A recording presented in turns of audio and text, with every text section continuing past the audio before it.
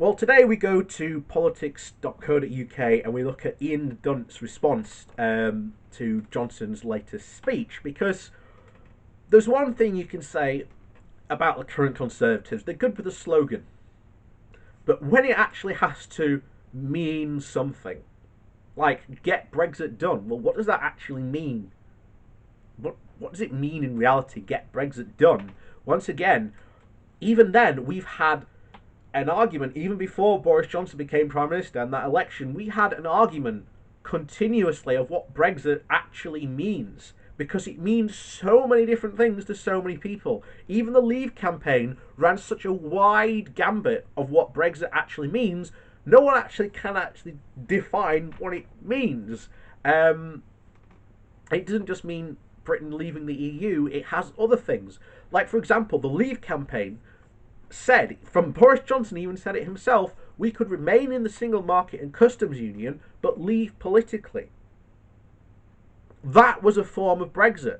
What we have constantly been arguing about was that there was no plan.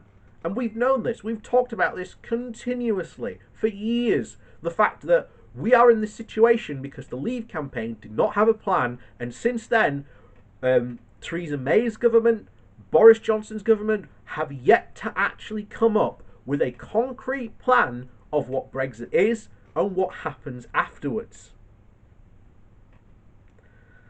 But then that's Tories for you. Their entire party is short-term gains for short-term wins. And sloganeering, which we have seen from Boris Johnson, is typical of that. It's whatever you want it to mean until it actually has to mean something. And when it means something, that's when problems start to appear.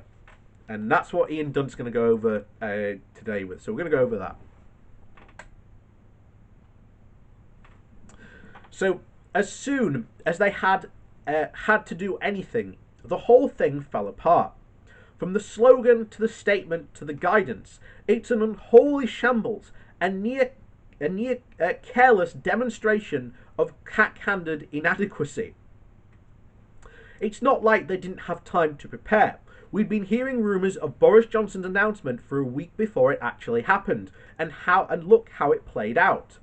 The government changed the stay home slogan to stay alert, a phrasing which had no obvious meaning whatsoever, and which then has led to, and it had to be explained by a statement which suggested, among other things, that people should stay alert by staying home as much as possible. So it meant nothing unless it might also mean the other thing, which had just been replaced.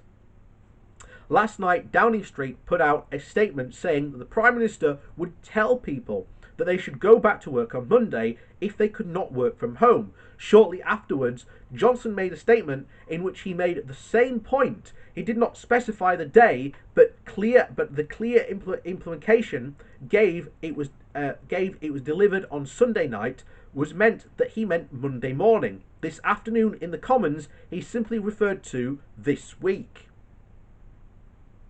But on the Tory programme this morning, Dominic Raab said, we're staying to them, and they should now, from Wednesday, go back to work.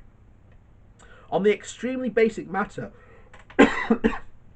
of when people should go back to work, there was no clarity, and in fact, there was some evidence people were already going back to work, with videos of the London Tube network showing packed carriages of commuters.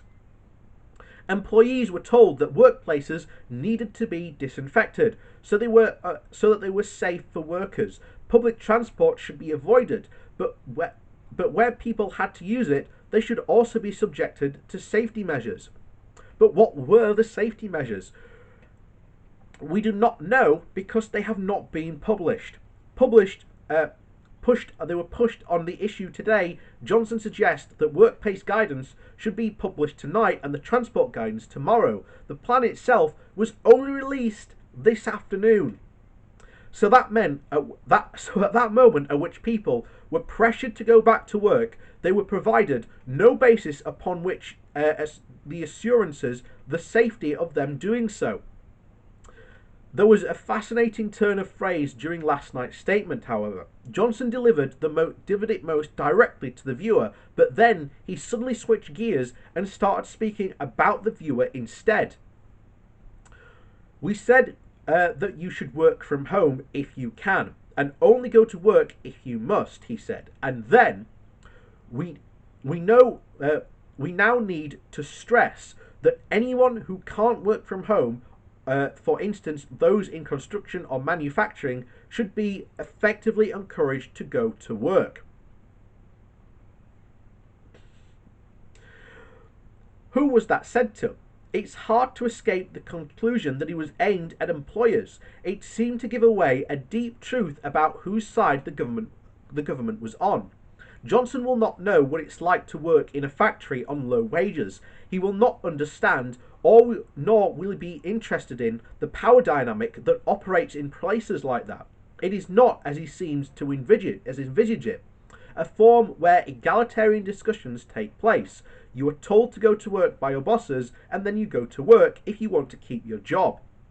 But the statement yesterday and in the Commons this afternoon provided those workers with very few protections.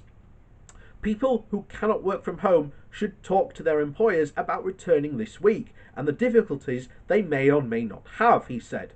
On the struggles of those who have children to look after and no school provision, he could only say that we will count on employers to be reasonable.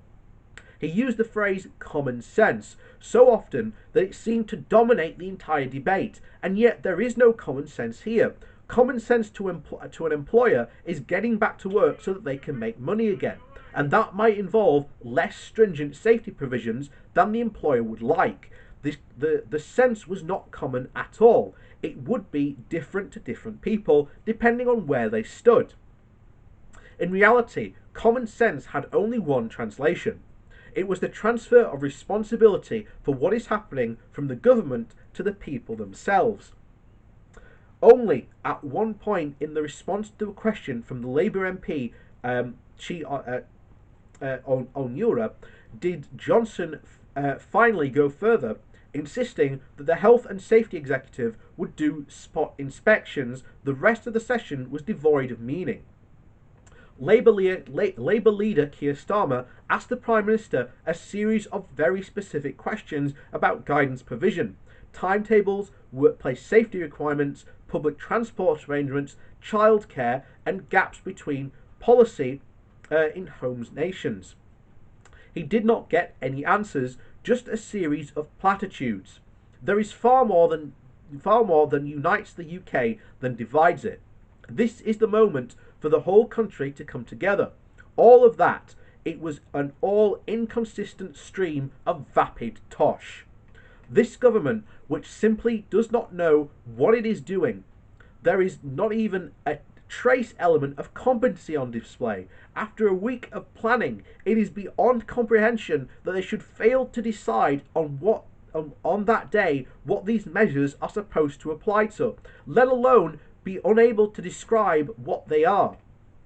Don't expect them to improve, however. They will not. They are simply not up to it. If they are unable to summon the gravitas and responsibility to handle this, they'll be unable to do it all over anything else whatsoever. I agree, and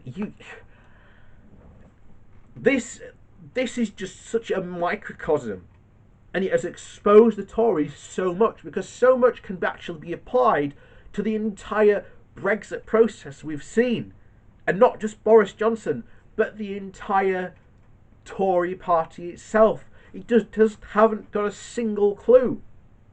Quite frankly, after this, the Tories should never ever be allowed anywhere near power ever again. And quite frankly, if you're a Tory voter and you are dismayed by the party, then quite simply I encourage you this: leave the Tory party. First thing, if you are that against them. Second of all, vote for a different party. You don't have to vote for Labour. Vote for the Lib Dems. They're practically the Tories almost anyway. So, you've got options. Vote independent if you really want to. But please these people should never, ever be allowed in power ever again.